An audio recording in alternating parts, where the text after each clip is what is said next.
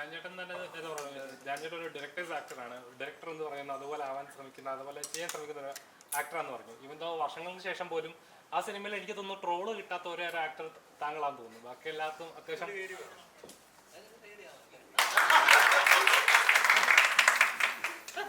അപ്പോൾ അത്ര ഡെഡിക്കേറ്റഡ് ആയിട്ട് ഒരു കഥാപാത്രം ചെയ്തത് ആ കഥാപാത്രത്തെ റീച്ച് ആവുകയും ചെയ്തു.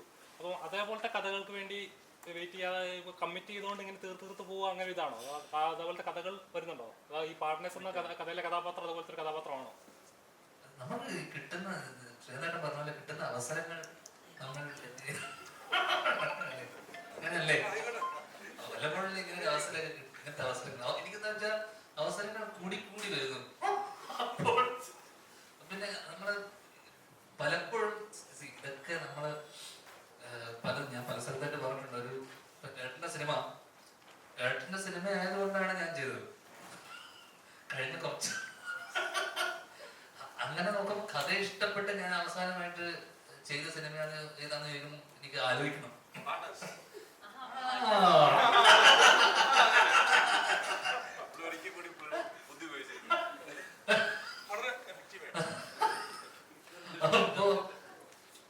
അപ്പൊ നമ്മള് അങ്ങനൊരു എനിക്ക് തോന്നില്ല നമുക്കൊരു നമ്മള് ഭയങ്കരമായിട്ട് ഇഷ്ടപ്പെട്ടൊരു പെർഫെക്റ്റ് ഒരു കഥയോ സ്ക്രീൻ പ്ലേയോ അങ്ങനെ ഒരു സാധനം അടുത്ത കാലത്തൊന്നും വന്നിട്ടില്ല എന്നുള്ളതാണ് സത്യാവസ്ഥ.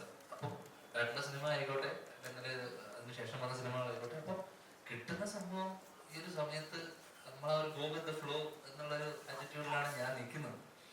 അപ്പം പ്രത്യേകിച്ചൊരു ആക്ടിങ് പ്ലാനോ അല്ലെങ്കിൽ ഒരു കരിയർ പ്ലാൻ ഇല്ലാത്ത ഒരാൾക്ക് എന്ത് സിനിമയും അല്ലെങ്കിൽ എന്തും ചെയ്യാം എന്നുള്ളതുകൊണ്ട് ബോണസ് എന്ത് കിട്ടിയാലും ബോണസ് അല്ലേ? അപ്പൊ അതുകൊണ്ട് ഇതൊക്കെ ഞാൻ പല സ്ഥലത്ത് ഞാൻ ഇതെല്ലാം ആഴ്ചയൊന്നും പറയുന്നല്ലോ, എന്നെ അതേ കാര്യം ചോദിച്ചോണ്ടിരിക്കുന്നു. ഓരോ സ്ഥലത്ത് വരുമ്പോഴും എപ്പോഴും ചോദിക്കുന്നത്. അപ്പം കിട്ടുന്നത് ഇപ്പൊ എനിക്ക് ഇതിനെ സംബന്ധിച്ചിടത്തോളം ഈ ഒരു ഐഡിയ നവീൻ ചേട്ടൻ ഇത് ആദ്യമായിട്ട് പറഞ്ഞപ്പോ ഇങ്ങനൊരു സംഭവം അല്ലെങ്കിൽ ഒരു സാധനം അല്ലെങ്കിൽ ഇതൊരു ഞാൻ ഇതിനെപ്പറ്റി ഒരു ന്യൂസ് ആയിട്ട് ഞാൻ പേപ്പറിൽ വായിച്ചിട്ടുള്ളൊരു സംഭവം.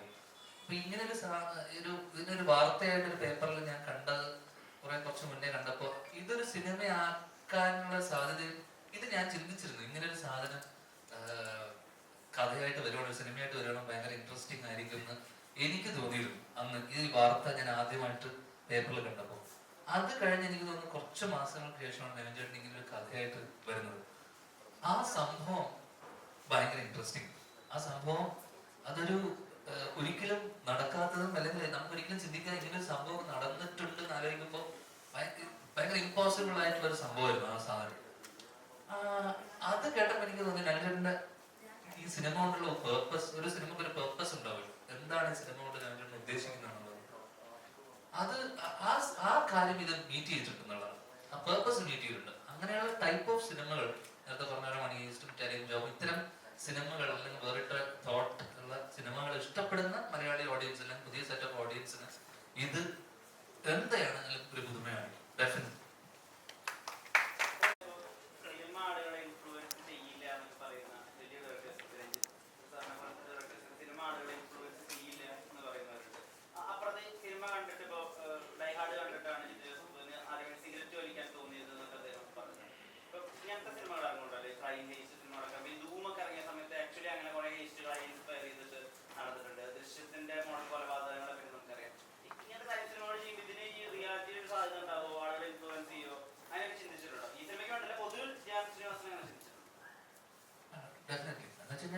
പക്ഷെ അത് ഭയങ്കര വിവരക്കേടല്ലേ? അങ്ങനെ നമ്മളെ ഒരു സിനിമ കൊണ്ട് നമ്മൾ ഇൻഫ്ലുവൻസ്ഡ് ആവുന്നുണ്ടെങ്കിൽ അത് ഭയങ്കര ബുദ്ധിമോശമല്ലേ അല്ലേ?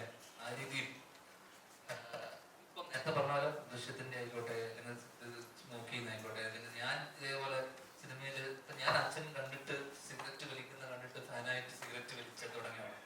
അതേ ഏട്ടൻ അച്ഛൻ വലിക്കുന്ന കണ്ടിട്ട് ഒരിക്കലും ജീവിതത്തിൽ വലിക്കരുത് എന്ന് രണ്ട് പെർസ്പെക്റ്റീവാണ്. സിനിമ എന്നുള്ളതല്ലേ, നമ്മൾ നേരിട്ട് കാണുന്ന ആൾക്കാരാവാം, എല്ലാത്തിനും നമ്മുടെ ചുറ്റുപാടിൽ നിന്നൊക്കെ നമ്മൾ ഇൻഫ്ലുവൻസ്ഡ് ആവും. സിനിമ ആ രീതിയിൽ നമ്മുടെ പാർട്ട് ഓഫ് ലൈഫാണ്. നമ്മൾ കാണുന്നതും അല്ലെങ്കിൽ നമ്മൾ ഡേ ടു ഡേ നമ്മൾ എല്ലാ ആഴ്ചകളിലും അല്ലെങ്കിൽ നമ്മുടെ ഏറ്റവും കൂടുതൽ നമ്മളെ സ്ട്രെസ് ബസ്റ്ററാണ് സിനിമ. ആ രീതിയിൽ സിനിമ ഇപ്പൊ തമിഴ്നാട്ടിലൊക്കെ നോക്കുമ്പോൾ അവരുടെ ജീവിതത്തിന്റെ ഭാഗമാണ്. അപ്പൊ അവിടെ ഡെഫിനറ്റ്ലി ആൾക്കാരെ സിനിമ ഒരു പരിധിയും കൂടുതൽ ഇൻഫ്ലുവൻസ് ചെയ്യുന്നുണ്ട്. പക്ഷെ എത്രത്തോളം നമ്മൾ ഇൻഫ്ലുവൻസ് ശരിക്കും ഞാൻ പറഞ്ഞ പോലെ തന്നെ ഞങ്ങൾ ഈ ഒരു പ്രൊജക്ട് ചെയ്യണമെന്ന് ആലോചിച്ച് നടക്കുന്ന സമയത്ത് റൈറ്ററായ പ്രശാന്ത് എൻ്റെ അടുത്തൊരു ഈ പത്രവാർത്ത ഞാൻ പറഞ്ഞ പോലെ തന്നെ ആ പത്രവാർത്തയെ കുറിച്ച് പറയുന്നു. അപ്പൊ അതിലൊരു സിനിമ ഉണ്ടെന്ന് ഞങ്ങൾക്ക് തോന്നി. അങ്ങനെ ഞങ്ങൾ മൂന്നുപേരും ചേർന്ന് ഇത് ഒരു കഥ രൂപപ്പെടുത്തി. അപ്പം ദിനേശ് സപ്പോർട്ട് ചെയ്തു.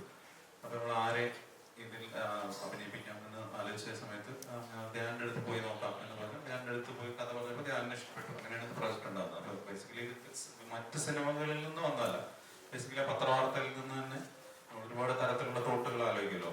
അപ്പോൾ ഒരു ലൈനിൽ ആ തോട്ട് പറയുമ്പോൾ പെട്ടെന്ന് സ്ട്രൈക്ക് ആവുന്ന പോലെ ഒരു നോട്ടാണ്. ആ നോട്ടിൽ നിന്നാണ് ബാക്കി തുടക്കം.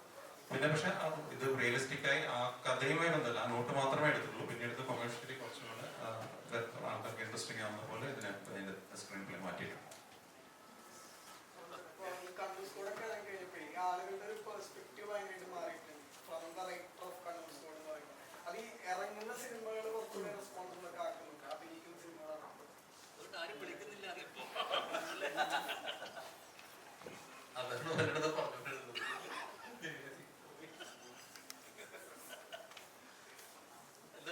അല്ലെ കുറച്ചുകൂടെ റെസ്പോൺസിബിൾ ആക്കുന്നുണ്ടോ ആ ഒരു tag writer of Kannur squad എന്ന് പറയുന്നത്? അഭിനയിക്കുന്ന സമയത്ത് അഭിനയിക്കുന്ന സമയത്ത് ഇതിനുശേഷം ആരും വിളിച്ചിട്ടില്ല. പിന്നെ